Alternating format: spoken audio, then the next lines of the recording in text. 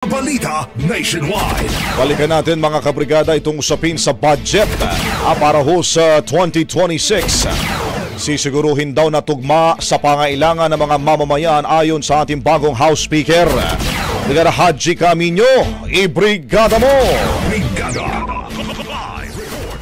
Tiniyak ni House Speaker Faustino Boji D. III na kanilang ipapasa ang pambansang budget na maayos, malinis at mailalaan sa tamang programa.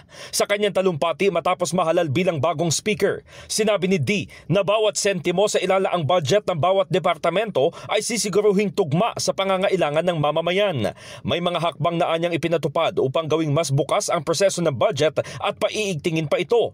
Iginiit din ng speaker na sa bagong kongreso, ipaparamdam sa mga Pilipino ang tunay na malasakit, ipapamalas ang tunay na paglilingkod at tututukan ang pag-angat ng buhay na walang ibang agenda at interes.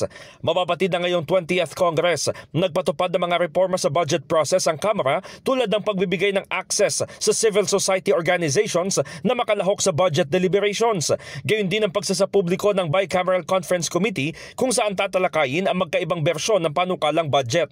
Samantala, binigyang diin pa ni D na magiging patas ang mga pagdinig ng Kamara lalo na sa mga pangalang mababanggit na posibleng managot dahil sa maling gawain. Lahat umano sila ibibigyan ng pagkakataon na marinig at makapagpaliwanag sa tamang forum bilang bahagi ng pagsusulong ng transparency at accountability. Ako po ay handang makinig sa iba't iba nating tinig upang higit ng makaunawa.